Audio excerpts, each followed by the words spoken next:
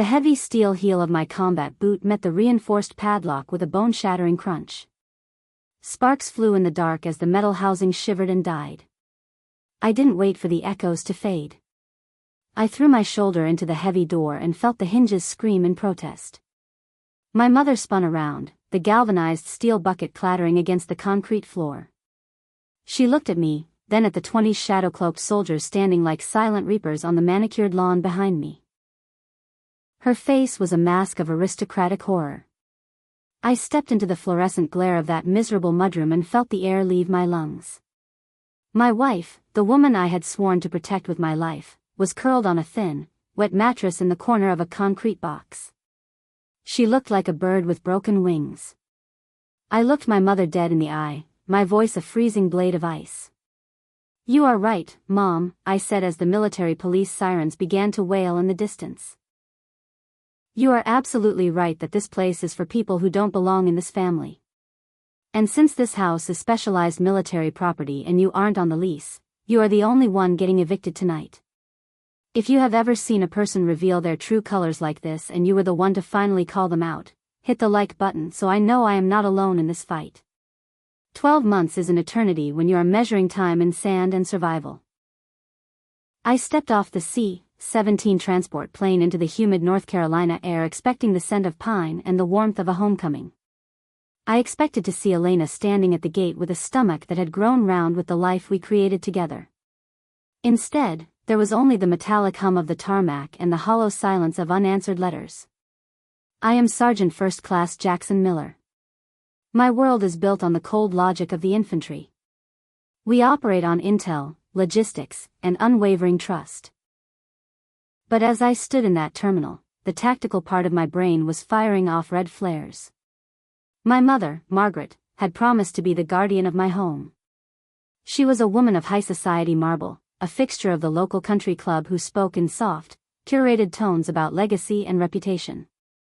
When I left, she had hugged me with a scent of expensive perfume and a promise that Elena would want for nothing. I believed her. I believed the mother who had raised me in the shadow of my father's military career.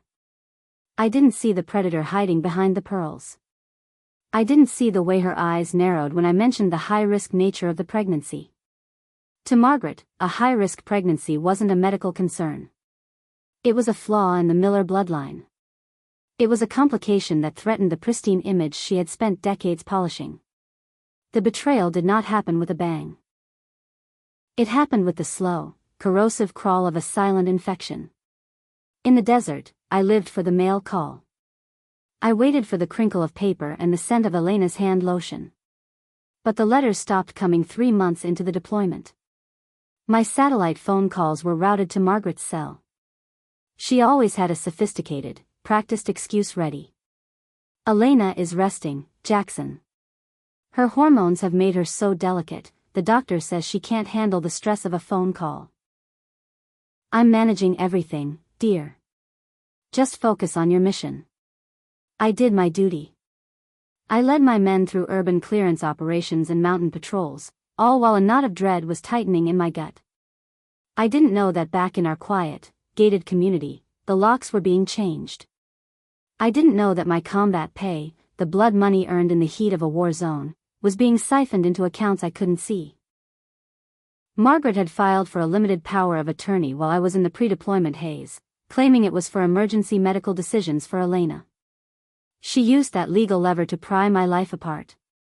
She moved into our home like an occupying force. She didn't just take over the kitchen or the living room. She took over the narrative. She told the neighbors Elena was struggling with a secret addiction. She told the base commander's wife that Elena was looking for a way out of the marriage.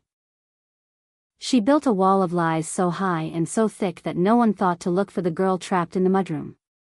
The transport vans cut through the midnight fog of our town like predatory beasts moving in for the kill. We were home 3 weeks early on a classified early return order. No banners. No bands.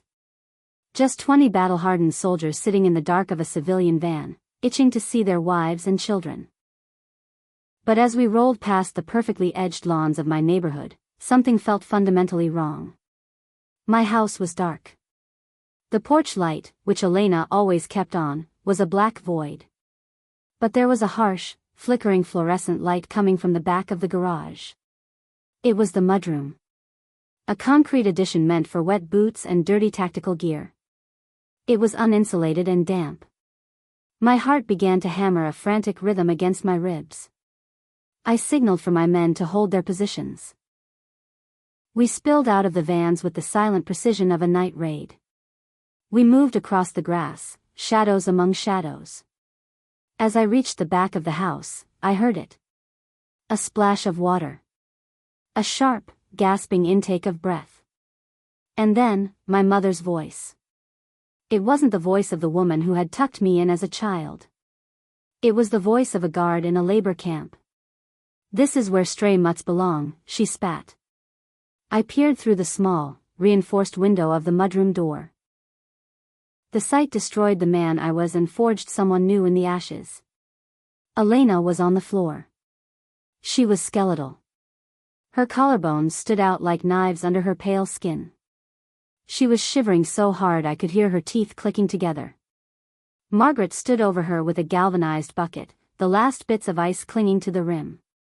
She had just dumped a gallon of freezing water over a pregnant woman on a concrete floor in the middle of a North Carolina spring night. The silence that followed Margaret's laugh was more terrifying than the sound of incoming mortar fire.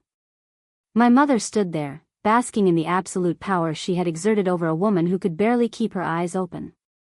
She had no idea that her reign of terror had just collided with the United States Army. I cleared my throat, a dry, rasping sound that cut through the mudroom like a gunshot. Margaret froze. Her shoulders tensed, her designer blouse suddenly looking like a cheap costume. She turned slowly, her eyes searching the dark window. When she saw my face, the blood drained from her features so fast it was like a physical blow. I didn't wait for her to speak. I didn't wait for the lies to start bubbling up from her throat. I reached for the padlock and ended the world she had built. My men stepped forward then. 20 soldiers in full tactical gear, their faces set in grim masks of fury. Staff Sergeant Miller, a man who had survived 3 IED blasts, stepped into the doorway and loomed over Margaret like an avenging god. He didn't say a word. He didn't have to. The sheer weight of our collective anger was a physical force in that small, damp room. I ignored my mother completely. I dropped to my knees on the wet concrete, stripping off my fleece-lined jacket and wrapping it around Elena. She flinched. She actually flinched from me. The woman who used to fall asleep with her head on my chest was now terrified of a human touch. That flinch was a confession of 9 months of torture. It was the sound of a spirit being systematically broken by the person I was supposed to trust most in the world. While I held Elena, the machinery of military justice began to turn with cold, grinding efficiency. My unit didn't just stand there. They were professionals. 2 men moved to the perimeter to ensure no curious neighbors interfered. One went to the van to get a trauma kit. Staff Sergeant Miller remained a wall of camouflage between my mother and the exit. Margaret finally found her voice, but it wasn't the voice of a mother. It was the shriek of a cornered animal. "Jaxson, you don't understand," she cried, her hands fluttering like dying birds. "She was going to ruin you. She's unstable." I was only trying to protect the Miller name. I didn't even look up at her. I was focused on Elena's pulse. It was thin and fast, a hummingbird's heart inside a starving body. I looked at Miller and gave the only command that mattered. "Call the MPs, call the base commander. Tell them we have a civilian trespasser committing aggravated assault and misappropriation of government funds." Margaret's eyes went wide. She realized then that she wasn't in a suburban home anymore. She was on a battlefield. And on this battlefield, she was an enemy combatant. But as the sirens grew louder, a new sound filled the room. A ragged, agonizing moan from Elena. She clutched her stomach, her knuckles turning white. The stress, the ice water, and the sudden shock of my return had pushed her body past the breaking point. The baby was coming. And we were still standing in a concrete kennel. The air in the mudroom grew thick with the smell of ozone and damp earth. I felt a cold chill that had nothing to do with the night air. Something was hidden in this house. Something that Margaret was desperate to keep behind closed doors. As the medics worked on Elena, I noticed a small, leather-bound ledger peeking out from under a stack of old tactical manuals on the garage workbench. It wasn't mine. It was Margaret's. I opened it and saw rows of numbers, all of them preceded by the code for my military pay distribution. Beside the numbers were names of people I didn't recognize. Local real estate agents. High-end boutique owners. And one name that made my blood run cold, a private adoption coordinator. I looked at my mother, who was currently being read her rights by a stony-faced military police officer. She wasn't just trying to break Elena. She was preparing to sell my child. The knowledge gap hit me like a physical weight. How deep did this go? How many people had she paid off to keep the neighbors quiet? I realized then that the woman standing in handcuffs wasn't just a bitter mother-in-law. She was the head of a small, domestic criminal enterprise centered entirely on the destruction of my life. I looked at the ledger, then at the ambulance backing down the driveway. The true extent of her treason was only just beginning to surface, and the mystery of where my money had truly gone was a hole that seemed to have no bottom. The ambulance doors hissed shut, sealing out the cool night and trapping me in a world of rhythmic beeping and the smell of sterile latex. Elena lay beneath the flickering overhead lights, her skin looking like translucent parchment under the white glow. Every few minutes, a contraction would ripple through her frail frame, and she would let out a sound that I will hear in my nightmares until the day I die. It wasn't a scream. It was the whimpering of a creature that had forgotten it was allowed to make noise. The medic, a young specialist named Garcia, was working with a frantic, focused energy, checking her vitals and adjusting the oxygen mask. He didn't look me in the eye. That was the first sign of how bad it really was. When a combat medic won't look a sergeant in the eye, it means the field of fire is deteriorating faster than the sitrep can track. I gripped Elena's hand, feeling the sharp bones of her fingers. She was a ghost of the woman I had kissed goodbye on that tarmac. My mind kept flashing back to the ledger I had seen in the mudroom. The names. The numbers. The cold, calculated liquidation of our lives. My mother hadn't just been cruel, she had been clinical. She had treated my wife like a depreciating asset and my unborn child like a high-value commodity to be brokered to the highest bidder. If you have ever felt the soul-crushing weight of realizing a person you loved was actually a predator in disguise, hit the like button to let me know you're standing with us. The hospital corridors were a blur of beige linoleum and swinging double doors. I was a man of war in a sanctuary of healing, my mud-stained boots squeaking against the polished floors like a drumbeat of impending doom. They wheeled Elena into the high-risk obstetrics wing, a place where the air felt heavy with the prayers of desperate parents. I was stopped at the red line by a nurse whose face was set in a mask of professional empathy. "You can't go any further, Sergeant," she said, her hand resting on my arm. I wanted to break through. I wanted to clear the room, to stand guard over the operating table, to be the shield I had failed to be for the last 12 months. But I was a soldier, and I knew that sometimes, the best way to support the mission is to hold the perimeter. I retreated to the waiting room, a space filled with plastic chairs and the hum of a vending machine. I wasn't alone for long. Within 20 minutes, the elevator doors opened, and a sea of digital camouflage spilled out. My platoon didn't go home. They didn't go to their families. They came here. They sat in those uncomfortable chairs, their helmets resting on their knees, their presence a silent, ironclad perimeter around my grief. Staff Sergeant Miller sat next to me, handing me a cup of coffee that tasted like battery acid and burnt beans. "We're here, Jax," he said quietly. "We aren't moving until that baby is in your arms." The dawn began to bleed through the hospital windows, a pale, sickly gray that offered no comfort. A doctor in rumpled scrubs finally emerged from the surgical suite, his eyes bloodshot and weary. He pulled his mask down, and for a second, the world stopped spinning. He told me that Elena had suffered from severe placental abruption, likely triggered by the shock of the ice water and months of chronic stress-induced hypertension. He told me that they had performed an emergency C-section.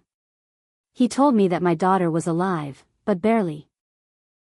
She was 2 pounds and 4 ounces of fragile hope, currently being stabilized in a level 4 NICU. But when I asked about Elena, his silence lasted a fraction of a second too long. "She's in the ICU," he said, his voice low. "Her body is in a state of total systemic collapse. It's like she's been running a marathon for 9 months with no water and no rest. We have her on a ventilator. We're monitoring for internal hemorrhaging." I felt a surge of rage so intense it felt like a physical heat behind my eyes. This wasn't a medical complication. This was a crime scene. I walked away from the doctor and found a quiet corner of the hallway. I pulled out my phone and called the JAG officer I had met in the desert. I didn't want a lawyer anymore. I wanted a tactical strike. I told him about the ledger. I told him about the adoption papers. I told him that if my mother wasn't behind bars for the rest of her natural life, I would consider the legal system of this country to be a failed state. The investigation moved with a speed that only happens when the victim is a military dependent and the perpetrator is a civilian on federal property. While I sat by Elena's bedside, watching the slow, mechanical rise and fall of the ventilator, the MP investigators were tearing my mother's life apart. They didn't just look at the house. They looked at her bank records. They looked at her browser history. They found the emails. My mother had been communicating with a firm that specialized in gray market adoptions, legal loopholes used to bypass standard waiting lists for high-net-worth couples.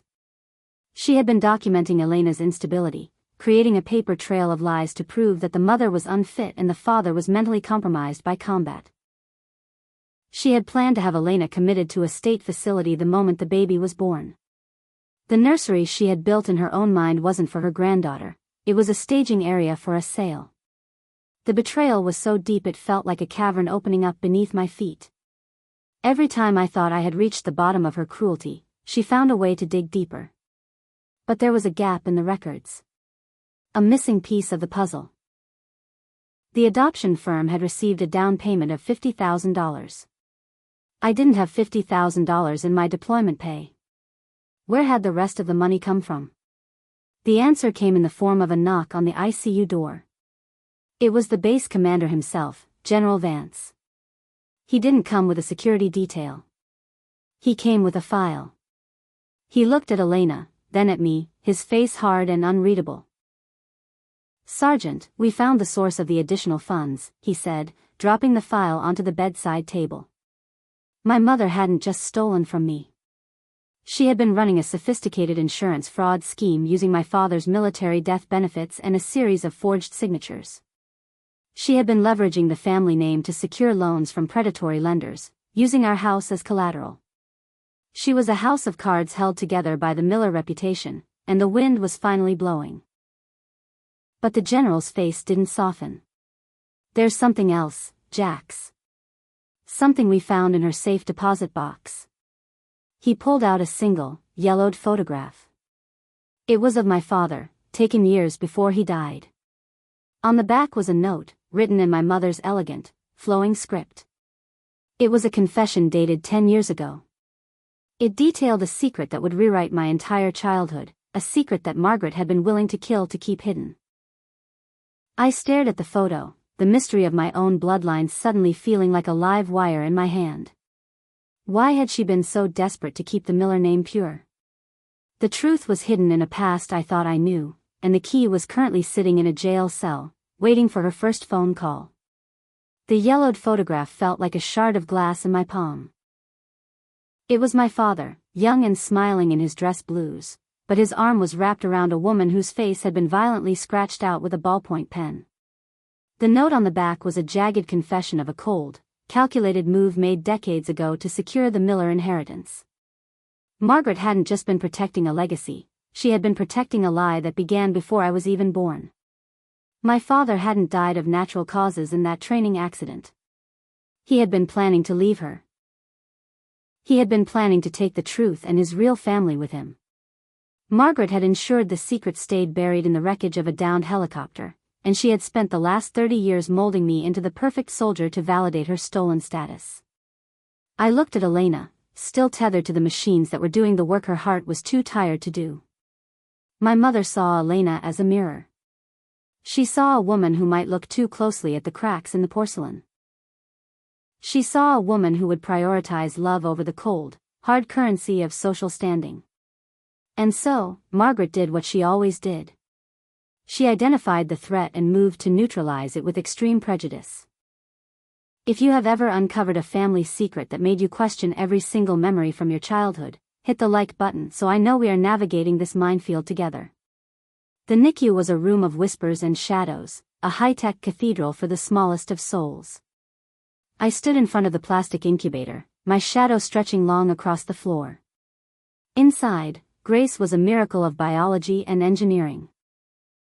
She was draped in wires, her chest rising and falling in shallow, frantic bursts. She was fighting a war she never asked for, on a battlefield she didn't choose. I reached through the circular portholes, my massive hand looking grotesque next to her fragile frame. I touched her foot, no larger than a postage stamp, and felt a jolt of electricity that traveled straight to my core. She was a Miller, but she wasn't her grandmother's version. She was the truth. She was the reason I had survived the desert. I realized then that the ledger and the photo weren't just evidence for a trial, they were the blueprints for my liberation. Margaret had spent a lifetime trying to control the narrative, but she had forgotten that a story only works if the characters agree to play their parts. I was tearing up the script. I walked out of the NICU and back toward the ICU, my jaw set so tight it ached. I found the MP stationed outside the wing and handed him the file General Vance had given me. "Give this to the JAG investigators," I said. "Tell them to look at the flight records from 1998. Tell them to look at the maintenance logs." The weight of the past was a physical burden as I sat by Elena's bed, watching the monitors. The mystery of the $50,000 was solved, but a new gap had opened in its place. The adoption coordinator hadn't just been a contact, they were a witness. I received a text from Staff Sergeant Miller, who was still downstairs holding the line with the rest of the boys. "Jax, we got a hit on the coordinator's phone records," the message read. "She wasn't just talking to your mom. She was talking to someone on the base." A cold sweat broke out across my neck. This wasn't just a mother's madness. It was a conspiracy that reached into the very heart of the command structure I served. Someone had greenlit my mother's access. Someone had signed off on the forged housing documents. I looked at the silent phone in my hand, realizing that the perimeter I thought was secure was actually full of holes. Every time I closed my eyes, I saw the scratched-out face in the photo. I saw the empty bucket in the mudroom. I saw the eyes of my men, waiting for a leader who knew which way to point the weapon. I stood up and walked to the window, looking out at the sprawling military installation that had been my only home.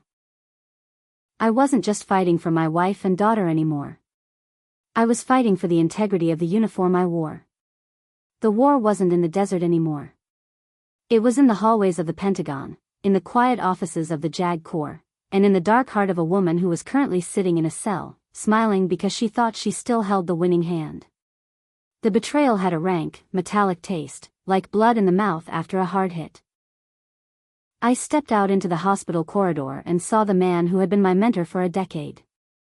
Major Holloway was standing by the nurse's station, his uniform pressed to a razor edge, a folder tucked under his arm. He was the one who had helped me navigate the promotion boards. He was the one who had signed my deployment orders. He was also the man who had been my father's wingman on that final, fatal flight in '98. I watched him talk to the MP, his smile practiced and hollow, and I saw the same marble-cold calculation that defined my mother. The connection clicked into place with the sickening snap of a bone breaking. Holloway wasn't just a family friend. He was the silent partner. He was the one who had sanitized the crash report to hide the fact that my father was carrying a civilian passenger, the woman with the scratched-out face. Margaret had used that knowledge to leash him for 30 years, and in exchange, Holloway had used his administrative weight to make Elena disappear from the Army's books. He had authorized the restricted access status on my housing file. He had been the ghost in the machine, ensuring that no one questioned why a sergeant's wife was living in a concrete box while her husband bled for his country. If you have ever realized that your greatest mentor was actually the architect of your downfall, hit the like button so I know I am not the only one who has had to burn a bridge to save a life. Holloway looked up and saw me. The mask didn't slip, but his eyes hardened into flint. "Jaxson," he said, his voice a smooth baritone of manufactured grief. "I came as soon as I heard. It's a tragedy, what your mother has done. Truly." He reached out to put a hand on my shoulder, a gesture of fatherly comfort that felt like a snake coiling for a strike. I didn't move. I didn't flinch. I just looked at the silver oak leaves on his shoulders and wondered how much they had cost. "You're early, Major," I said, my voice vibrating with a frequency that made the MP look over. "The report hasn't even hit the battalion level yet. How did you know she was in the ICU?" Holloway's hand froze an inch from my uniform. The silence in the hallway became a vacuum, sucking the oxygen out of the room. He realized then that I wasn't the grieving son he could manage. I was the NCO who had just spent a year hunting shadows in the mountains, and I had finally caught his scent. I didn't wait for his excuse. I reached into my pocket and pulled out the yellowed photo from the general's file. I turned it over so he could see the scratched-out face. "Who was she, Richard?" I asked. "And how much did Margaret pay you to make sure she stayed in that wreckage?" The Major's composure shattered like cheap glass. He didn't scream. He didn't fight. He simply turned and walked toward the elevators, his pace frantic and uneven. He knew the clock was ticking. He knew that if the general was already handing me files, the JAG investigators were already pulling the microfiche from the 90s. I watched him go, but I didn't chase him. I didn't have to. I had 20 men downstairs who were trained to hold a line, and I had already texted Staff Sergeant Miller one word: intercept. I turned back to the ICU room, my heart heavy with a truth that felt like lead. My entire life had been a curated theater of lies, staged by a mother who was a monster and a major who was a coward. But the mystery of the scratched-out woman remained the final, jagged piece of the puzzle. I walked back to Elena's side and sat down, listening to the rhythmic hiss of the ventilator. I realized that the $50,000 wasn't just for an adoption. It was a final payment. A hush-money installment to keep Holloway quiet as he prepared to retire. Margaret had been cleaning house, removing the witnesses and the victims one by one. I looked at the dark window, watching my own reflection in the glass. I saw a man who had lost his mother, his father's memory, and almost his wife.